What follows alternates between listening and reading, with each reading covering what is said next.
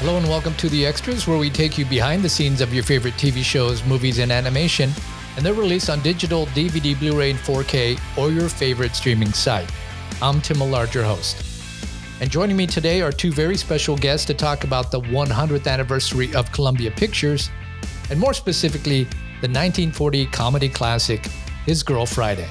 Stephen C. Smith is an author and producer of hundreds of documentaries and extras, and a good friend that I had the privilege to work with during my time at Warner Home Entertainment. He was previously on the podcast to discuss his award-winning book, Music by Max Steiner, which I highly recommend for film and film music enthusiasts.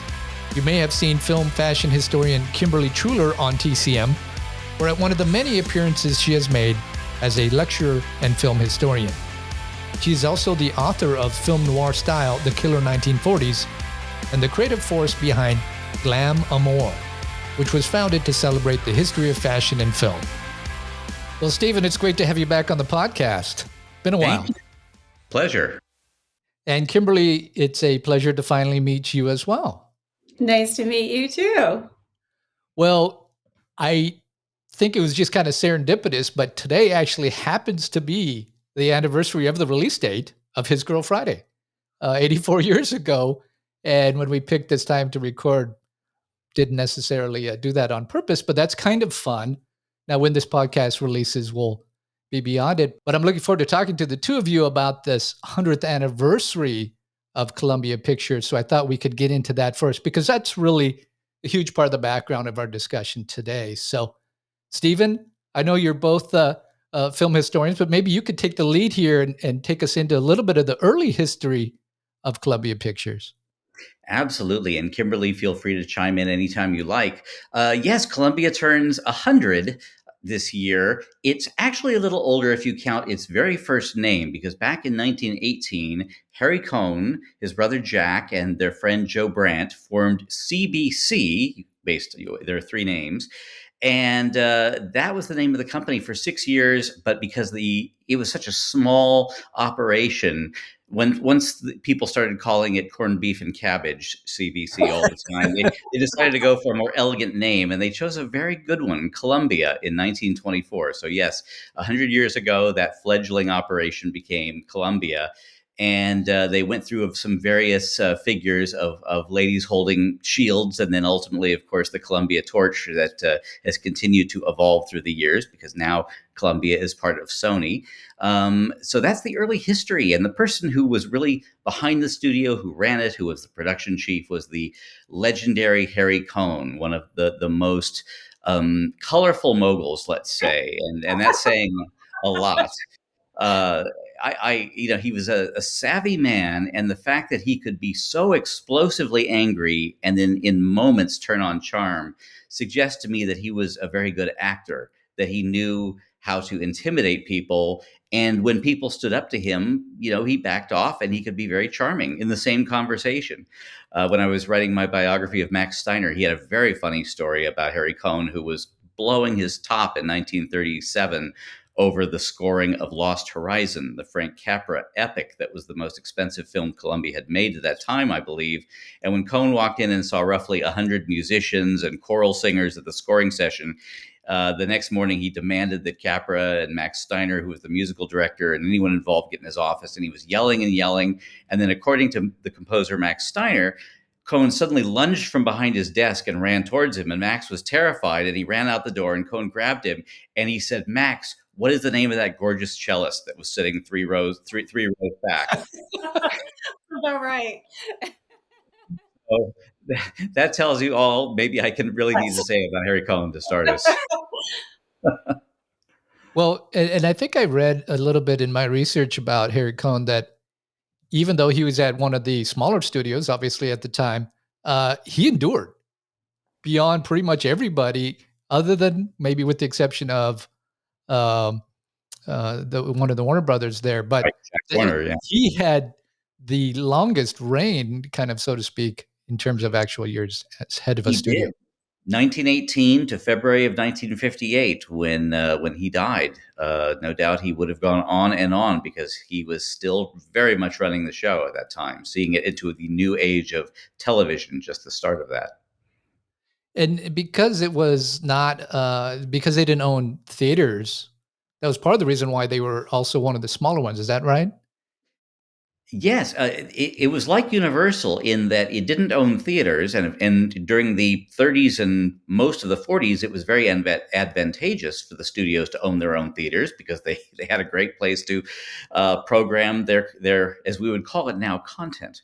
Right. But ultimately, Columbia and Universal, who are both of which are still around, it was to their advantage that they didn't own theaters after 1948 when there was a government ruling that studios could not own those chains of theaters.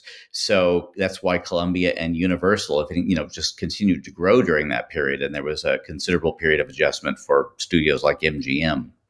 Well, and I mean, wasn't some of Harry's strategy in the early days that he didn't own much versus Paramount, had this huge studio. MGM had this huge studio where they own cameras. It's like Columbia was renting everything for about as long as he could do it. So it was a Exactly, very different setup. including actors. Right, right. Yeah, this was Well, not a studio that was built up with a star system, so or using the star system like a Warner Brothers or MGM. They did almost accidentally have a few Yes. stars who began under contract, like Rita Hayworth and Jean Arthur, but Harry Cohn preferred to have Cary Grant, say, or Katharine Hepburn come in for a film to do their big prestige title of the year, and that worked out very well for him and Kimberly. I would say for us, wouldn't you? I would. And he had Stanwyck and Capra early on. So, I mean, it's like if you're going to have someone have Barbara Stanwyck, that's not too shabby. yeah, and I think one of the featurettes that we'll be talking about, Stephen, when I was watching it, I think you kind of got into some of the importance of a few of the films that kind of took Columbia and started to, I guess, give it a prestige a little bit more than it had at least before. So maybe you could take us into some of what was maybe one of the early films that kind of bumped it up in status, and who was the director? Well, there was definitely one in 1934 that changed everything, and because I know Kimberly knows a great deal about this, Kimberly, would you like to take it from there? Well, I mean, it happened one night, came out in 1934, and it blew everyone away. I'm sure it shocked everybody, probably Harry Cohn most of all. Definitely Clark Gable, who won an Oscar for Best Actor. He was an MGM contract player who had been loaned to Columbia as punishment for his bad behavior.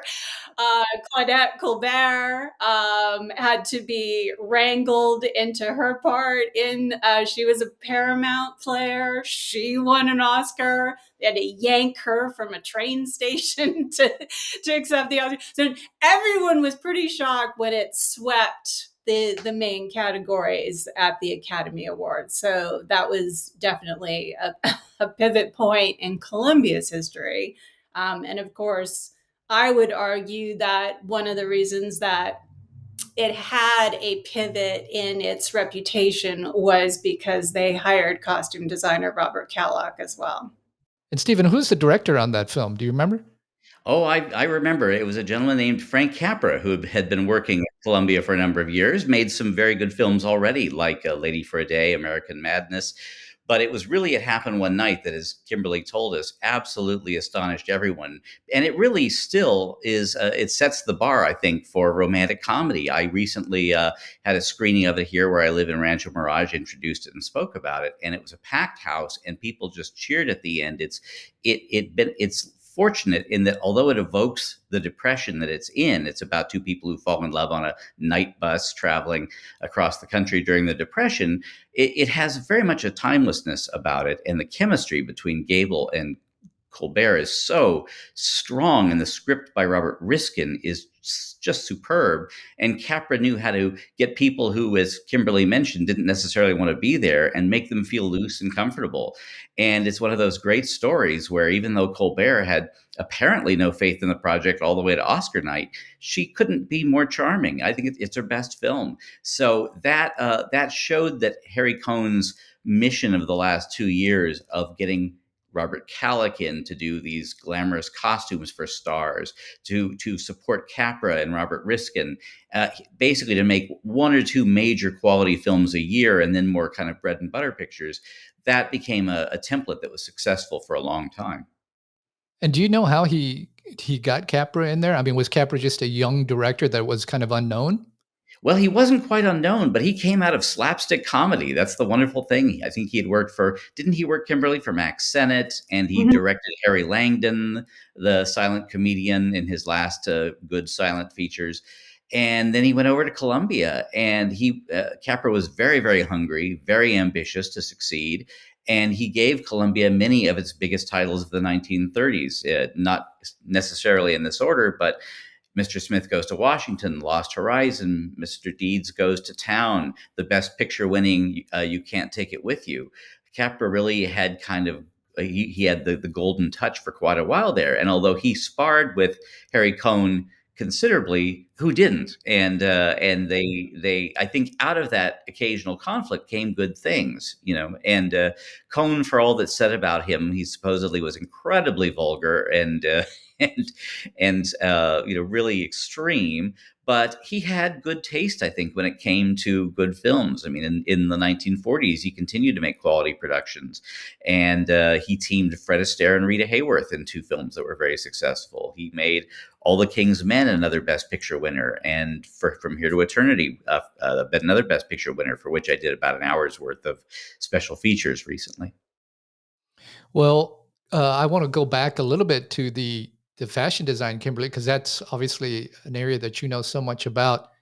Can you talk about how Kalloch did make that transition and help the studio kind of appeal to the actors and actresses?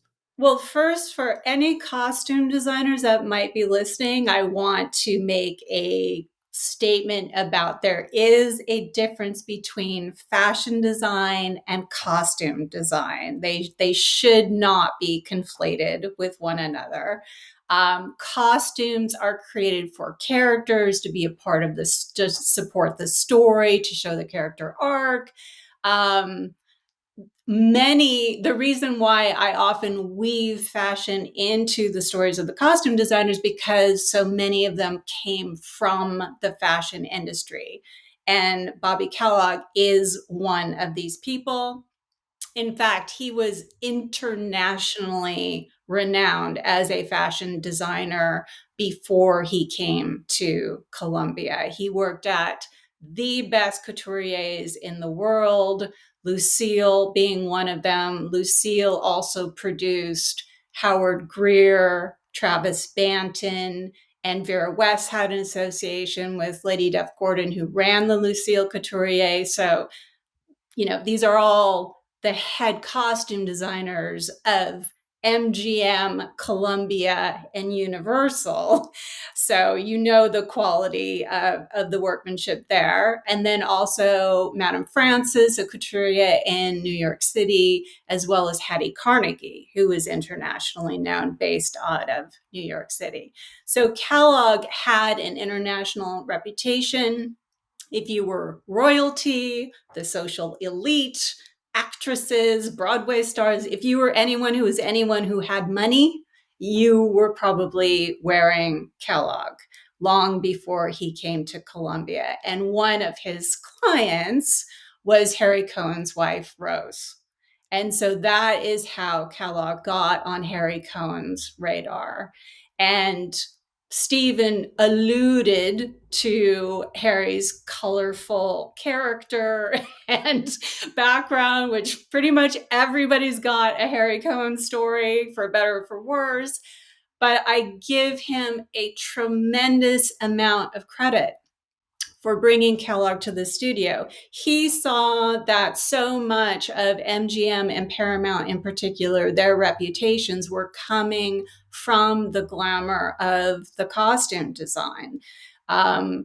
Cecil B. DeMille very early on created fashion films, his words, with Gloria Swanson, and proved out that these were money makers. And if anyone valued making money, it was Harry Cohn. So it was a win-win. He got a lift in reputation for the studio as a whole. All of a sudden, even B pictures just looked so much better because Kellogg was designing for them. But also, people went to these movies to see these stars in costumes. And you had stars who were loaned to Columbia. Jean Arthur was loaned to Columbia for a couple pictures before she went to MGM. Carole Lombard was loaned to Columbia while she was at Paramount to kind of get her experience going. She was someone who got along really well with Harry Cohn, likely because she, was such a tough lady and could go head to head with him.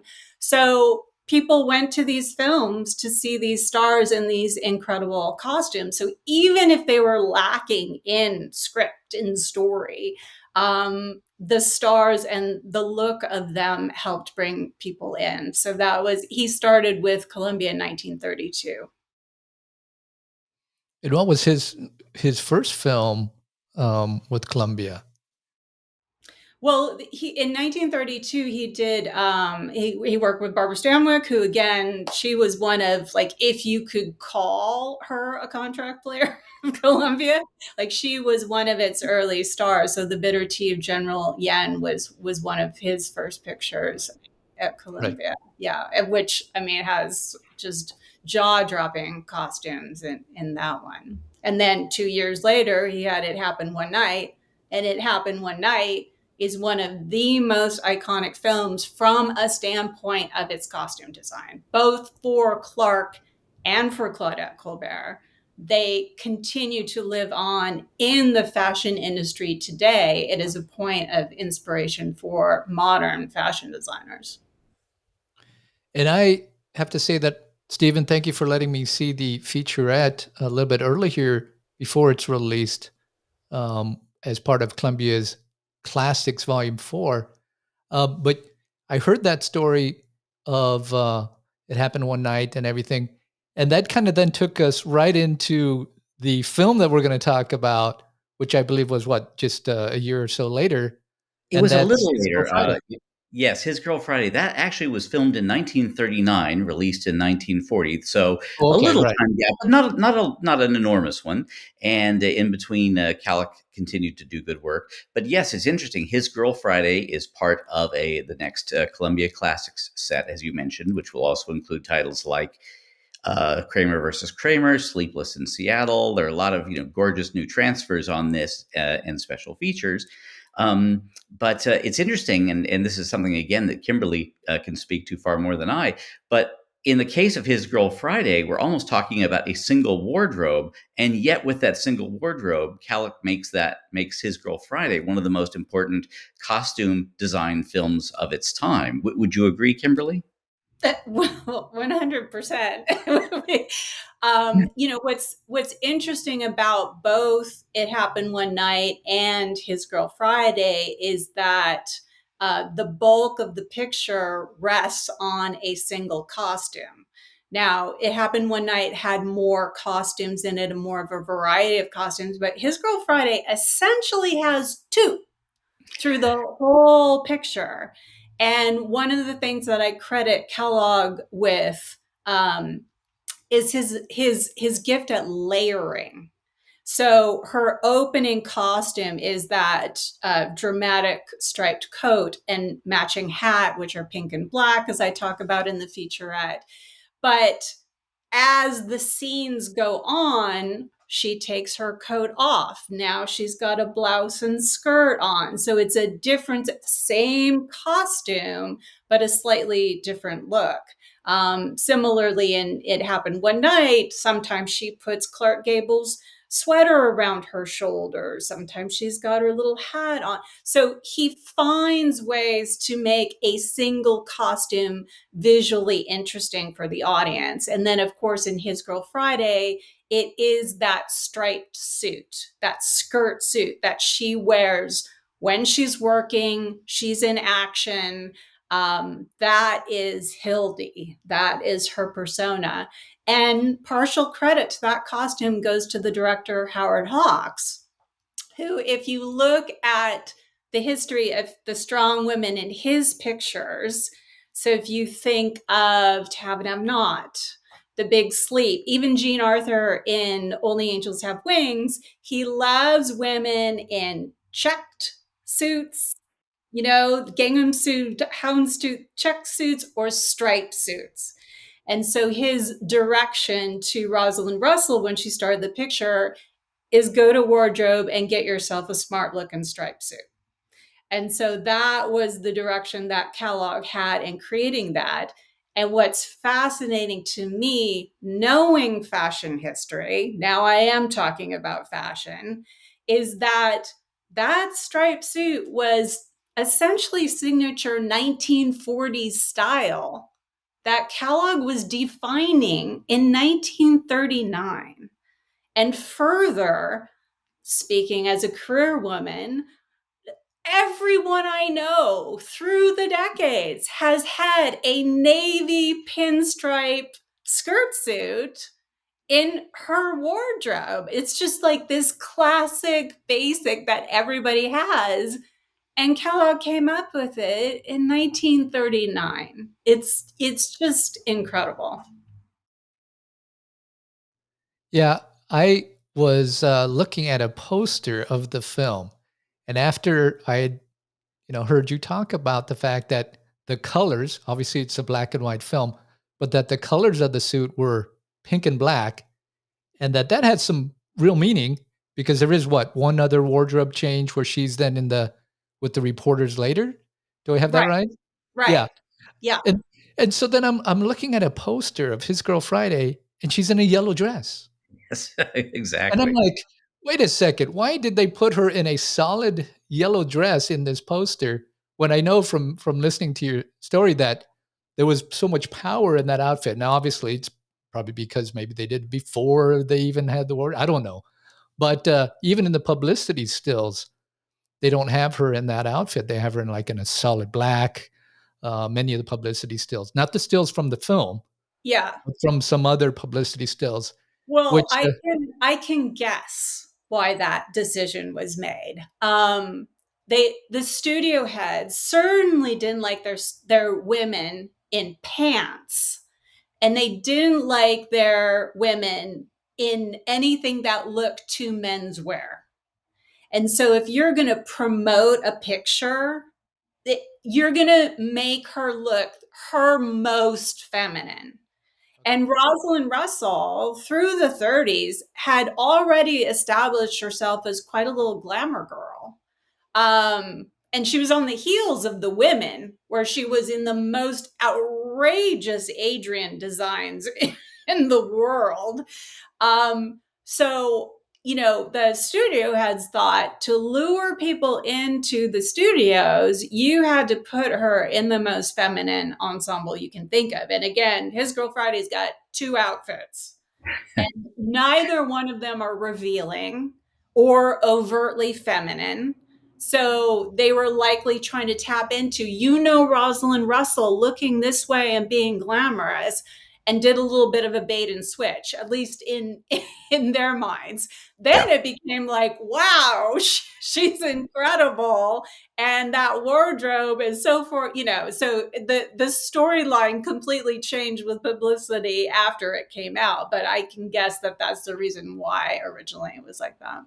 And I think you're right, Kimberly, because this is something the studios all did across the board. They would choose costumes that often had nothing to do with the film, but as Kimberly said, position them to be either more masculine looking, more feminine looking. And one thing they also did pretty consistently was period films. This is a different studio entirely, but for The Ghost of Mrs. Muir, a 1940s film set at the turn of the century, 19th to 20th, all the costumes, the people are depicted in contemporary clothes, as in most of the posters and such that I've seen. They seem to feel that some people would be discouraged if it was a period film. So you get these kind of incongruously modern looks to movies that we now think of instantly as taking place in another time. Or if it's a Christmas movie, they hide that it's a Christmas movie. And I think, yes, that and also the darkness of her costume, which reads so well in the film, probably wouldn't pop as much on a poster. So they went for that yellow, to really just be bright. Well, and I think to what you just said, I mean, when you watch His Girl Friday, it's about this woman who is being pulled by two worlds, right? She's got the career world and then the home, the family. And that's But really, go ahead. let me jump in there because she's creating that pull. She's trying to tell herself, get out of this. You want a Right. life.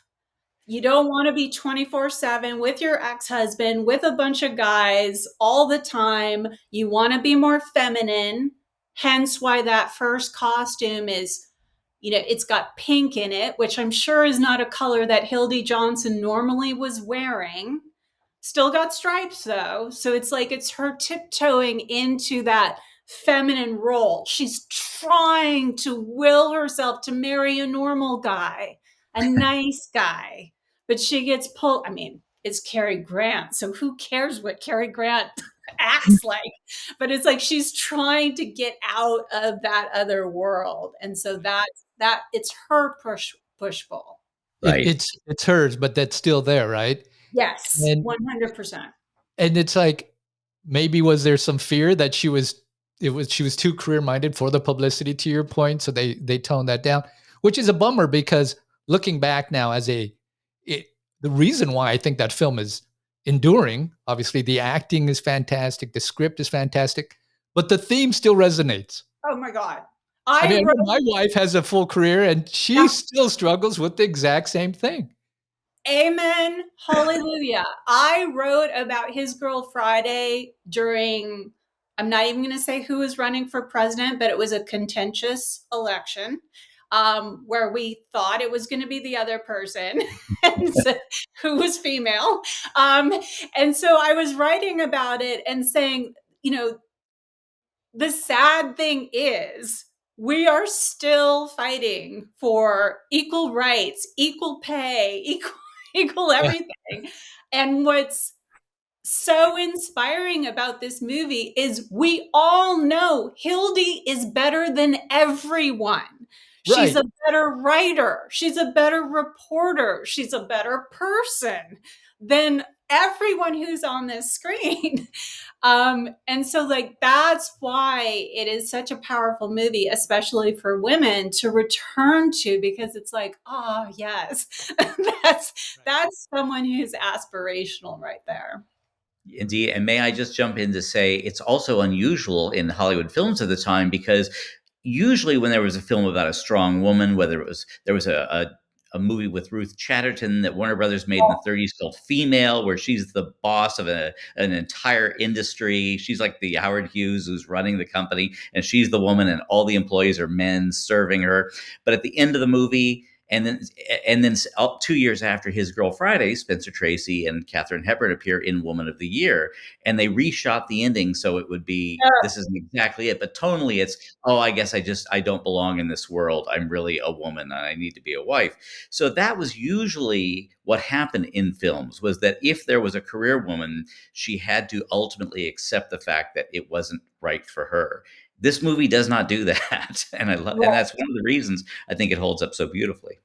Right. And when I wrote about it too, if you look at how many women were professionals at that time, it's a single digit percentage of women. So it made it even more exceptional that it came out in 1940 because of course it's before World War II where I mean eventually 36% of the workforce during World War II was women. But as we cruised into the 1940s, it was very low, and to have a job of her caliber, because most women were in domestic service if they had a job, teachers, that kind of thing. So it really is spectacular, and I'm sure that was uncomfortable. I mean, God bless Howard Hawks for pushing having Hildy be a woman, because of course it's based on the front page which had two male leads, but Howard Hawks, who loves strong women,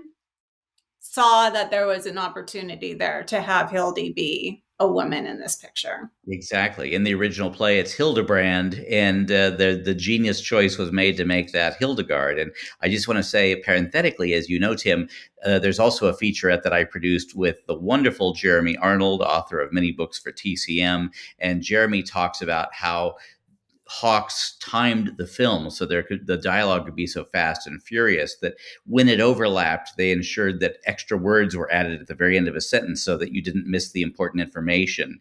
That the genius sound man could switch between multiple mics so quickly, and that's another reason I think that the film has never gone out of style, probably never will. Is it just has this incredible force that starts from the first shot of the film, this tracking shot of Hildy walking in, and it just carries you through it to the very end, like this breathless, e-ticket adventure in pacing. Also very contemporary in feeling. The TV series Moonlighting, that's come back to us after years and is finally available to stream, used His Girl Friday very much as the template for the relationship, and that between Bruce Willis and Sybil Shepherd.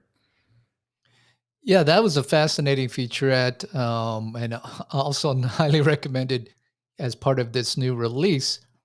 And that just points to the brilliance of the direction, right? Howard Hawks. But you also, I think, talk about in there just the challenge that was for the sound design team to do that. And to your point, make sure that the dialogue, what they had, multiple microphones to try to capture everybody in the larger group ones and everything. Yeah. Yeah. And the cinematographer said that, it was a very challenging production because even though movies are traditionally blocked, people don't think about this watching it. Hopefully they don't. But, actors walk to certain marks on the floor so they stay in focus. And the focus puller on the camera is constantly working to keep them in focus. This was a movie where apparently both Cary Grant and Rosalind Russell had more latitude than usual to move around. So the cameraman really had to keep up with them on this film. And again, I think that when everyone is on their toes in this way, the sound team, the camera team, everyone, and it's this incredible rhythm. It's just an exceptional piece of direction and writing. Yeah, I rewatched it, and then I was reminded of the brilliance of it, and I wanted to watch it again. That sounds funny.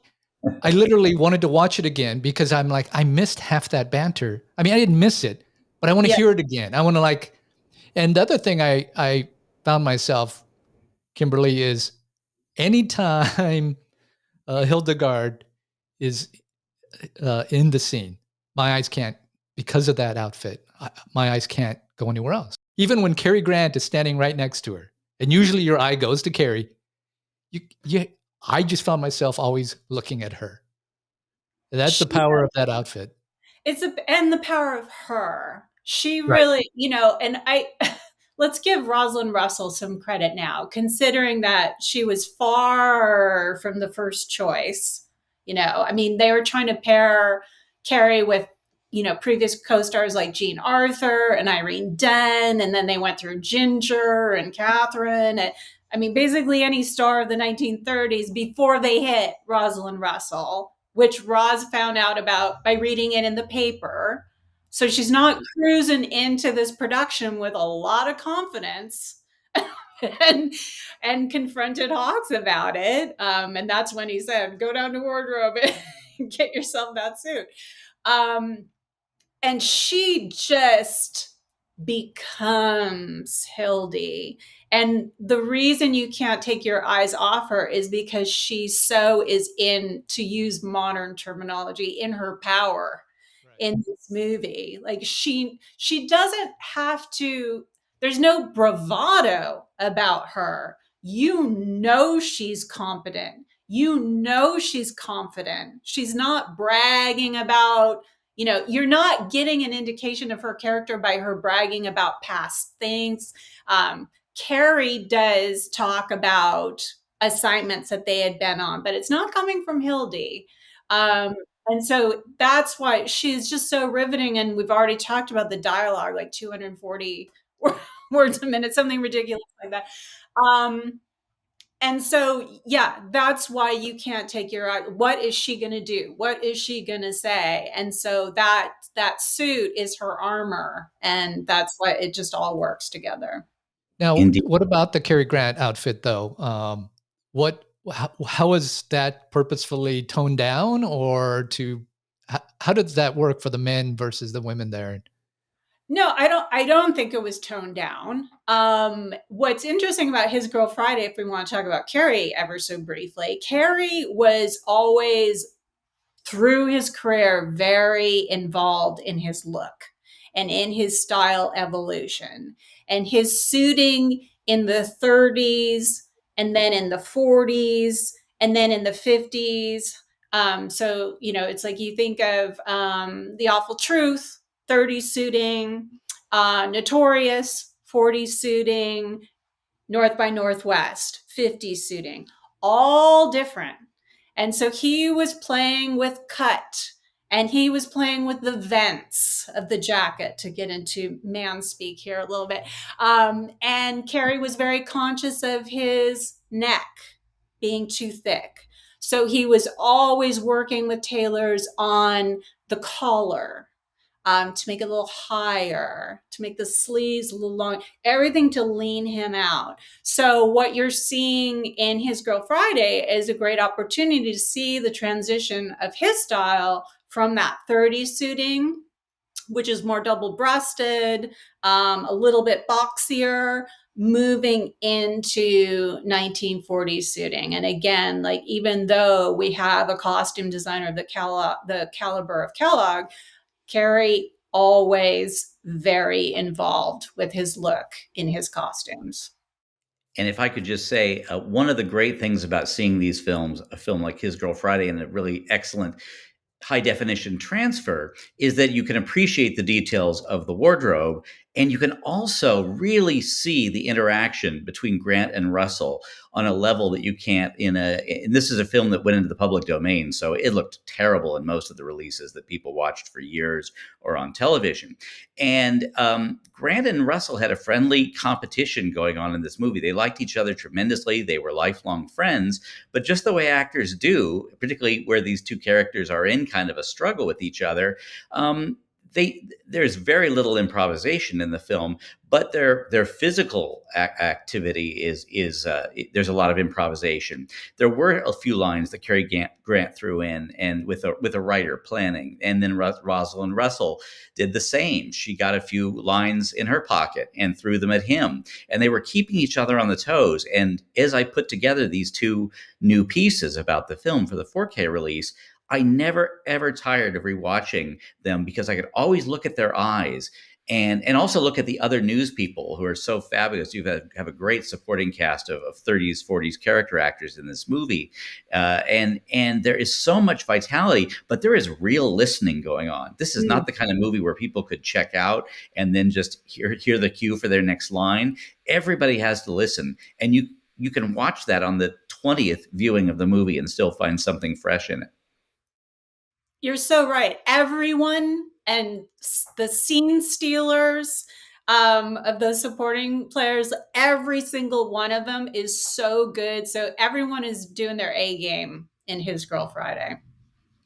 Well, it's such an iconic film, and kind of going back to the Columbia 100th, this film, among others, I mean, the studio is kind of known for their comedy, right? Their screwball comedy.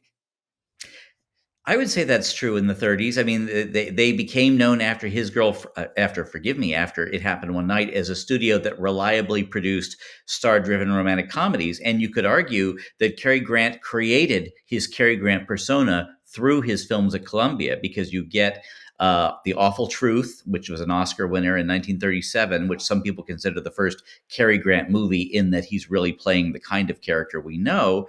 And then the next year for Columbia, he makes Holiday with Katharine Hepburn. 39, he makes Only Angels Have Wings, a Howard Hawks film with Jean Arthur at Columbia.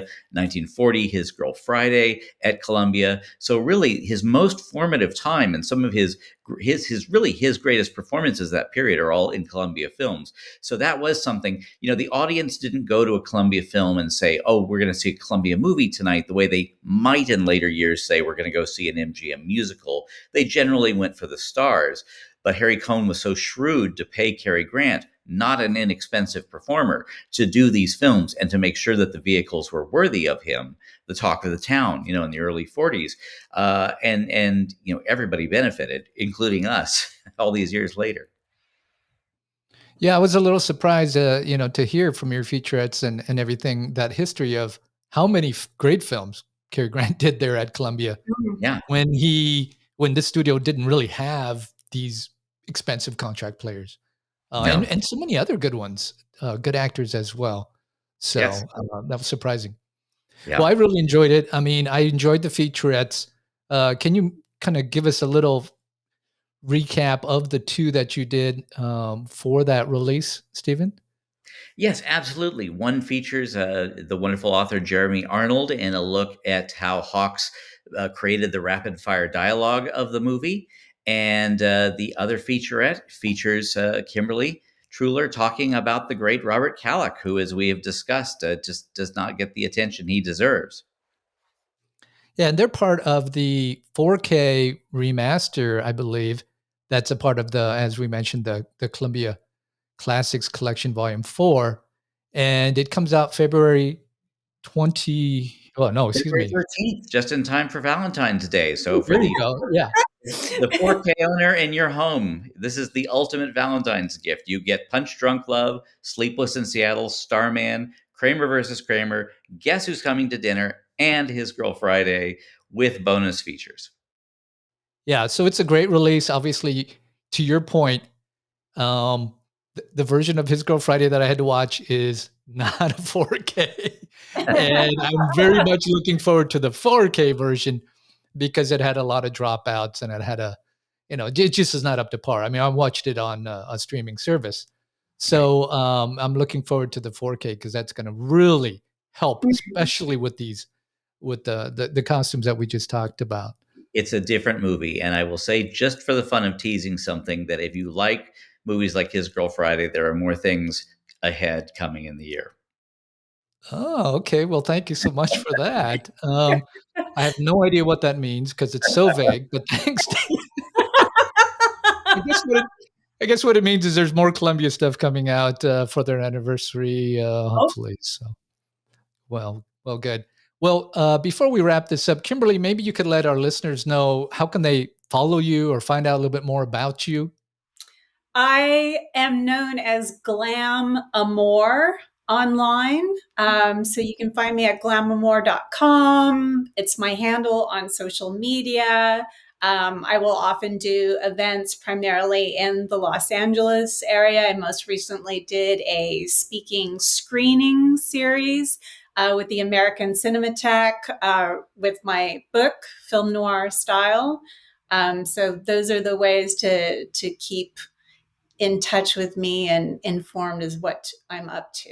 And I'm going to be doing an event before the TCM Classic Film Festival this year, not at the festival. It's right before it. It's going to be at the Hollywood Heritage Museum. And this will be the 7th year that I've done this event. I select 6 or so movies that the festival will be showing. And I share the story of the costume designer, the discuss the costumes, if they're influential, and people really enjoy the event. Yeah, and I'll put the links to your website and some of your other social media on there to make it easy for people to follow Great. you so that they can know about your events or just read your blogs and watch your appearances on TCM or your videos on YouTube and other things as well. And then Stephen, tell us a little bit about what you've been up to. Obviously, you were on the podcast over a year ago, I think now, to talk about your book. But what else are Yes. you up to these days? Well, I had the pleasure of introducing and speaking about 2 films at the Library of Congress recently. One is a film that you and I may talk about later in the year, the wonderful all that money can buy. And since we're talking about books, thank you for putting one of mine behind you. That book to the left is Music by Max Steiner, The Epic Life of Hollywood's Most Influential Composer. I'm also the biographer of Bernard Herrmann. And you can find more about those books at mediasteven.com. That's Steven with a V, mediasteven.com. And I've had the good fortune in the past of producing slightly over 200 television documentaries, most of them about classic Hollywood. I've done at least 100 documentaries for home video on classic films, including some Columbia titles like Oliver and Lawrence of Arabia. So I'm always glad when a studio goes back into its history and gives an opportunity for people like Kimberly and Jeremy Arnold and myself to help not only celebrate them, but maybe, illuminate an area they don't know about, like Robert Kalloch, like how the sound design and scripting of His Girl Friday was done. So that's how you can find me, mediasteven.com. And I follow you, Steven. Obviously, we're good friends going way back, way back. But I follow you on Facebook and LinkedIn and a few others. So I'll have those as well in the podcast show notes. And I'm always surprised at what you have going and how much you have going. And I also love your webinars that you do on film history, film noir, all kinds of different things. And your knowledge of film history is quite diverse. And so I'll have those links for people who want to follow you and check out some of those things as well. But I did want to ask you, are you working on another book? I am writing another book. It may be related to Alfred Hitchcock. That's all I'm going to say at the moment. But I'm having great fun writing it, and I am hoping that people can purchase it in 2025, more soon. Okay, well, there's a long lead right there. Because writing a book is such a huge process, especially with all the research that you have to do for the type of books you write. Yes, and I will say there's a lot of information in this one that has not been published before, or I wouldn't do it. So, yeah. And I do notice, Steven, knowing you, that you choose topics where you have to travel to Europe, to England to do research. I mean, it's such a chore. It's so horrible. But, yes. You do it. Somebody's got to do it. If Bernard Herrmann preferred to live in London, I have to go to London. If Max Steiner came from Vienna, I have to go to Vienna. Just the curse of the work I do. Kimberly, it's firsthand research. He's got to go and walk in the streets on the cobblestones of these great masters. So, well, it is amazing. All kidding aside, it is amazing the footprints that they have left there. Because when I wrote my book about Max Steiner, this man passed away in 1971. You wouldn't think that there would be a lot to really find anymore, but because his family for 3 generations had been a major part of the Vienna music scene when Vienna was like the Broadway of Europe. Not only does Vienna have a theater museum, they have like an entire room devoted to the Steiner family. It was incredible. So I felt like it was incredible time travel to do that. And that is the fun of doing the kind of featurettes that I got to work with, collaborate with Kimberly and Jeremy on, or books to write is, and certainly watching these films, it's the best kind of time travel you can do. Yeah, and I'm excited every time I hear about the projects that you're working on, and I will have links to your books, both of you guys, your books here in the podcast show notes as well, so that people can dive in even deeper into these topics. So thank you so much for coming on the podcast today. Thanks for having us.